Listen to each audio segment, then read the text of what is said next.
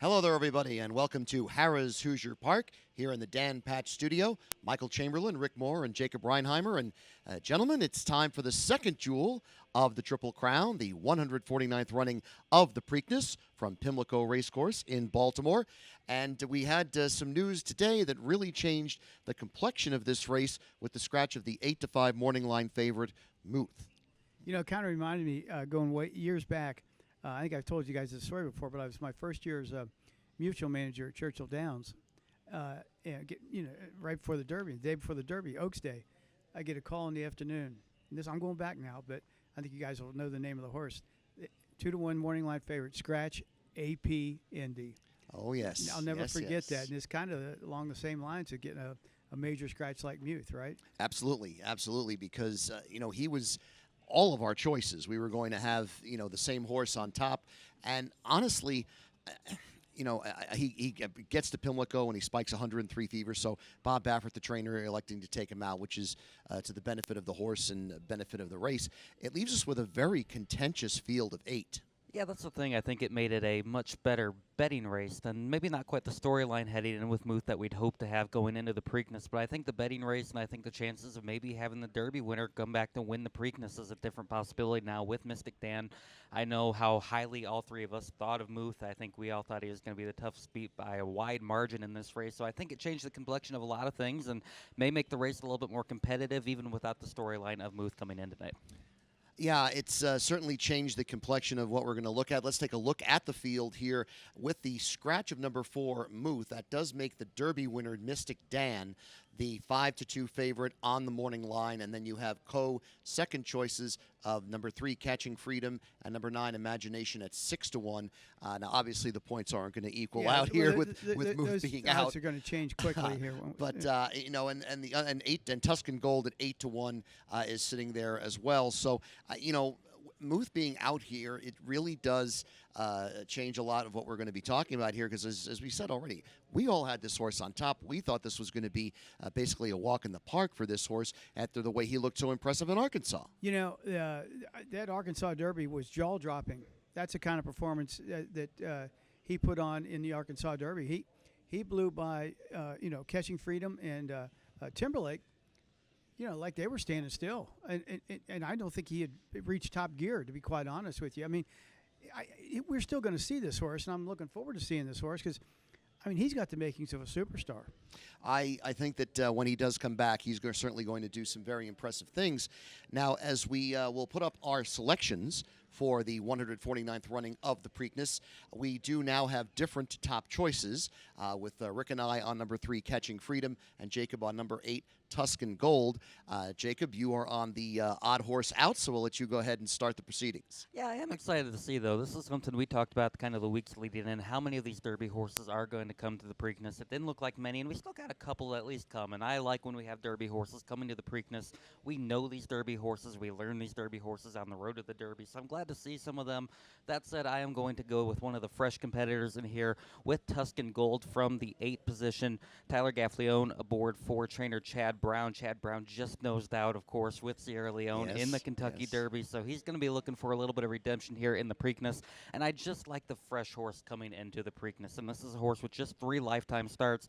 Did get a win in the 2nd at Gulfstream Park, and then finished 3rd in the Louisiana Derby, just a length and 3/4 beaten by Catching Freedom, who is a horse I know you guys both like on top here in the Preakness. And I think if you really like Catching Freedom in this spot, the fact that Tuscan Gold is right with him in just his 3rd career start, he's going to be a little bit fresher coming into this Preakness. First start since March 23rd for Tuscan Gold. I like the freshness. I like trainer Chad Brown. And if you like Catching Freedom, I think you have to like Tuscan Gold at 8-1 too, a little better price as well. Beautifully bred horse, Maglia d'Oro out of a Curlin mare. Yes, it doesn't get much better than that. Very strong. We were talking about Muth. I'll say this last thing I'll say about Muth. He was meant to be a good one. They paid $2 million for him. Oh yes, yes. He didn't come cheap. That's for sure. Come cheap. So, but no, I think Tuscan Gold is a beautifully bred horse. as you said, lightly raced, and I think he's going to continue to develop and get better and better and better. I do agree with that. And Tyler Gaffleone will be riding, who was aboard Sierra Leone, who, again, just missed in the Kentucky Derby. And he did end up getting fined for that ride by the Kentucky stewards because of a little bit of interference there with alleged interference with Forever Young in that very close 3-horse photo finish. You know, you always wonder. You always wonder about things when you watch a race, and you wonder those 2 horses knocking against each other all the way down the stretch. Yeah. How much did it bother both of them? You know. And considering the margin, Oh too. my When you gosh. lose by an inch and you have that much contact down the stretch, you got to be Yeah. thinking. We'll talk about that too when we get to Mystic Dan. You know, Yeah. did the best horse win the Derby? I don't necessarily know. We'll talk about that a little bit when we get to Mystic Dan in our selections. But yeah, when the margin is that thin and that much contact down the stretch, I mean, they were sumo wrestling down the stretch for most of the part. They really were, and you know, I mean, they talk about it all the time that the best horse doesn't necessarily win the Kentucky Derby, but you know, that's why they hit. But they still have a winner. The horse that wins it Yes. will go down in infamy, and others will be also rans. Well, and I think the thing about Mystic Dan also, before we get to Catching Freedom, is I think the best trip won the Derby, because the way that he ended up getting that race run, he ended up sitting off the pace a little bit. He was 8th at the start and worked his way up to 6th. And then when they came to the top of the stretch, he was able to get through on the inside, kind of bulled his way through Track Phantom and the rail, and then got to the lead and basically spurted away from everybody else, which allowed him to set up to hold on to win to that little narrow margin he won by. Which, if you listen to Brian Hernandez, he just said he followed Track Phantom all the way around. Track Phantom goes a little bit wide, top of the stretch. He goes the inside, saves every inch of ground. Right, his boot hits the rail. I mean, you can't save any more ground than that, right? Yeah. Right, Jacob? Yeah, and you talk about that all the time, how crucial that is in the Kentucky Derby when you're going with a 20-horse field. How much ground can you save, and can you be in the right position turning for home? We've seen that rail move work so many times in the Kentucky Derby. You go back to Calvin Bow rail with Street Sense, Mind That Bird, yeah. coming up the rail. So that's just such a crucial move, and it was just the exact opposite for Sierra Leone and Forever Young, where they had to kind of shift out, and they just got rolling a little bit too late. Mystic Dan got the perfect jump on them, and it paid off getting their nose in front. As we now will talk about our top pick, Rick, Catching Freedom, who was 4th in Louisville, and he also was one that was coming from off the pace. Ended up, starting off 15th, worked his way through the field, as we all kind of expected him to do, and finished 4th, only a length and 3/4 off of that 3-horse photo finish that determined Mystic Dan as the winner. I think Catching Freedom had a very impressive race in Louisville, nothing to certainly sneeze at, and you've got Flavian Pratt and Brad Cox coming back here 2 weeks later. They kind of hesitated for a moment, but Cox says, let's going to go ahead and go. And I think that this horse, as good as he might have been in Kentucky, might be better here. You know, we all had our eyes on those 3 horses at the finish line, right?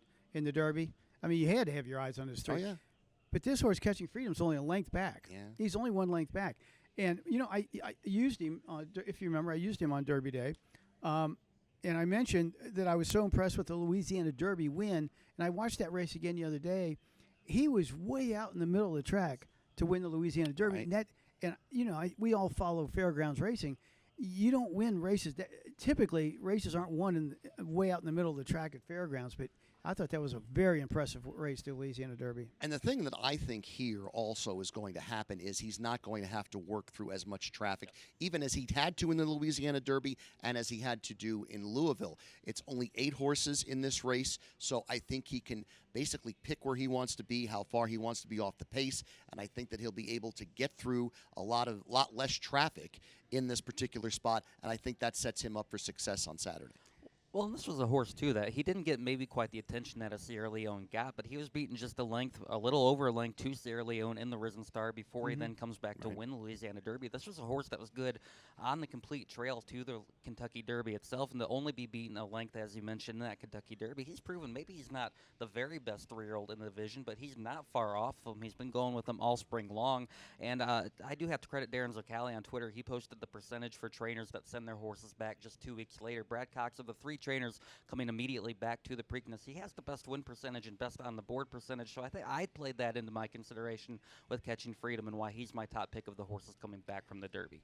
Well, and the 2-week break now is something I want to address also with Mystic Dan, because in the immediate aftermath of the Kentucky Derby win, trainer Kenny McPeak kind of was hesitant to go to Pimlico or to commit to Pimlico and say, okay, I'm going to go to Baltimore and continue the try for the Triple Crown, because this horse had a 2-week break in a previous race and did not run well. He ended up finishing 5th, going back to after he broke his maiden at Churchill Downs on November the 12th, came back on the 25th in an optional claimer non-winner of one allowance race and finished 5th there. And I think McPeak has that in the back of his head to say, 2 weeks may be not enough time to get this horse back, but given the way he was still training at Churchill Downs in the aftermath of the Derby victory, he elected to go. And, that little bit of indecision kind of just doesn't make me super confident in what Mystic Dan can bring here on Saturday. It's interesting. If you look back at the last 6 races, he's got a win and then a not-so-stellar race and then a win and then a not-so-stellar race and then a win. It's just kind of maybe he's one of those horses that does need quite a bit of time in between and oddly races. enough, Catching Freedom's got the same pattern, but in reverse, coming into this race. Win, then a 4th, win, 3rd, win, 4th, and now he's basically set up to get back to the winner's circle. I do wonder how much it played into the decision, too. I mean, coming into the race before Muth scratched, we all knew Muth was going to be waiting for the situation. So I wonder if Ken McPeak knew that, because Mystic Dan was in that Arkansas Derby with Muth, finished 3rd. He raced a good race, but was still beaten 6 1/4 lengths to Muth, never really a threat to him. I do wonder if that played a decision, too. Now you're coming back just 2 weeks later after the Kentucky Derby. You're running up to a horse that we all think is a machine that's coming in fresh. So I do wonder if, had Muth not been intending to come to the Preakness, if that would have made the decision a little bit easier for trainer Ken McPeak. That's true, and Muth's trainer Bob Baffert does have a horse in this race still with number 9, Imagination, who was the runner-up to Stronghold in the Santa Anita Derby on April the 6th. Prior to that, had won the Grade 2 San Felipe in a typically California field of 4. But this horse has never been out of the top 2 in 6 lifetime starts, but has also never been outside of Southern California. So now they ship this horse all the way to the other side of the country, and they're going to run, at Pimlico. Again, another regally bred horse, Buy Into Mischief, out of an Empire Maker mare. Frankie Dettori is going to have the ride for trainer Bob Baffert. I've got Imagination 2nd, because I think this horse could very well set the pace, but I think he may get a little pressure from like Just Steel, who was very close to the Derby pace, and I just don't think he's going to get it easy on the lead. No, I agree with that, and I've got him. I've got him 3rd on my selections. Just one other comment about, I used to always focus on the California horses and for the Kentucky Derby. That was, I was always convinced that the horse coming from California was you got to keep your eye on him. Now things have changed. The Arkansas Derby has now become the key Kentucky Derby prep race. So we'll see how Imagination does. I've got him 3rd, but I got a kind of a question mark. We'll have to see how he performs in here. But Frankie Dettori, Bob Baffert, and you said beautifully bred. I mean, you couldn't be any regally bred in the Imagination. Wow. Yeah, he's a horse I went with 2nd, and the big thing for me was that he likes to be forwardly placed. He's a horse that really hasn't been any worse than 2nd in the early going, and he just kind of hangs around, and I think we've seen in the past with the Preakness, that's such a crucial thing to be able to be forwardly placed and kind of try to steal one on the front end. I believe it was either last year or a year ago, Bob Baffert, similar situation, had a Preakness trainee kind of steal one on the front end. Right. And I think that's kind of what Imagination could be here as well in this situation. He's a horse coming in fresh from the Santa Anita Derby, got a little more, an extra month off for the situation. Bob Baffert sends him in fresh, and yeah, he hasn't been racing maybe the most stellar competition over there in California, but I like the pace that he shows, and I do like the fact that he's going to be fresh in the situation. We've had a couple of front-running winners in the Preakness the last few years with Early Voting, who went right to the front and went all the way, and National Treasure last year, who went all the way. Now, the difference with National Treasure was he drew the rail. Yes. Imagination is going to be out in the number 8 post position now. So, I don't think he's going to get as easy a time of it on the front end. Because remember last year in the Preakness, they walked the first 6 furlongs. They barely broke a standard bred time for that race. It's funny. The Kentucky Derby, the first half mile is almost like a quarter horse race, right? Yes, yeah. They go 45 Fast, and much change, faster. right? In Preakness, they all seem to want to take back. it's just strange the way these races get set up. It is kind of weird that that's the way that it usually works out. And again, when you get these horses that get out on that easy lead, you can't catch them. No. And especially, like I said last year, because National Treasure just slowed that thing down to a walk. Yeah. And he had a ton left and held off Blazing Sevens, who, I thought ran a really good race. He ran a great race. But like you said, these are top quality horses. You let them go 48 or 49 half mile, you're not going to catch them. They're just going to sprint to the wire. Game over. Yeah. Some of the other horses in here we have yet to discuss. Mugatu did not get into the Derby, was on the also eligible list. Joe Bravo is going to ride this one. Was fifth in the Bluegrass at 181 to 1 behind Sierra Leone and just a touch, and Epic Ride, who all ended up going to Kentucky and running in the Derby. So, 20 to 1 on the morning line, I think that's deserved. For Mugatu. Yeah, and Uncle Heavy, he's won 3 out of 5, but didn't really, he only had one race since February. That was in the Wood Memorial, where he finished 5th, got beat 11 lengths. Now, he did have the 12 post that day, yes. so we'll give him a little bit of a pass there. So you would think he's going to improve in this start. We'll see how much, but 3 out of 5 wins, not bad. Yeah, and as we keep working our way down, kind of the horses we haven't touched on, a horse that didn't make it for the Derby but still raced on Derby Day for the coach, Dwayne Lucas. Winner of the Pat Day Mile, Seize the Gray, a very impressive win there at 9 to 1. Got an upset victory there. Horse that was on the Derby Trail, finished 7th in the Bluegrass Stakes, and then was 3rd, beating just 4 lengths in the Jeff Ruby Stakes at Turfway Park.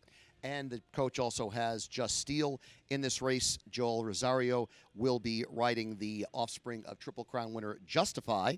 And this one, as I said, did be a part of the pace in the Kentucky Derby and ended up fading to be 17th because that pace was very fast. Resilience was up there. And Track Phantom wasn't going to let anybody get by him. No. We said that. He was going to be on top. He wasn't going to let anybody get by him. And you throw that race out and you go back to the Arkansas Derby.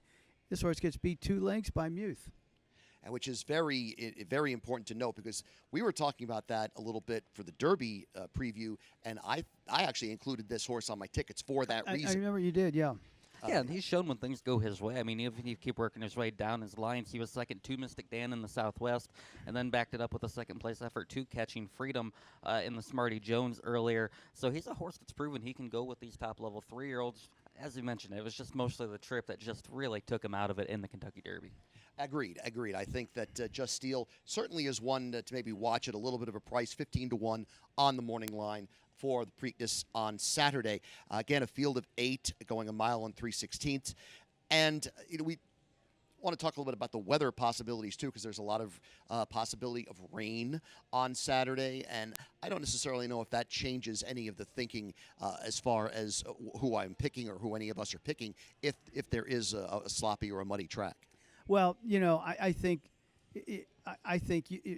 just knowing Bob Baffert and the way his horses run in the Triple Crown races, imagination is going to go to the top. I mean, he's going to make every effort to go to the top, whether it's a fast track or a wet track. But I do think Just Steel is going to be out there with him. I agree. We'll see if someone can wrestle that lead, maybe back the field up a little bit. But I think imagination is going to go. Yeah, and if we do get a little bit of rain, a muddy or sloppy track, I mean, both of our top selections here, Catching Freedom, he's proven he can do it. He was 3rd in that Risen Star on a sloppy going at Fairgrounds, and then Mystic Dan, he was a winner in the Southwest on a muddy track down at Oaklawn. So they both shown that they can handle a little bit of rain, so I don't think that really changes the complexion of this race all too much. No, I agree. I think that we have got a solid top 4 in here, and I think that, I think it's going to depend on how the race gets run, the order that they're going to finish in, because, again, you and I like Catching Freedom. Jacob likes Tuscan Gold. We all have Mystic Den in the top 4. We all have Imagination in the top 4 as well. But I think that we have to wait till Saturday to see how they come out of the gate and who's going to be up there up front, and I think that's going to really dictate how this plays out. Yeah, it's going to be, I think, we've lost the marquee name, and, no doubt about it, right?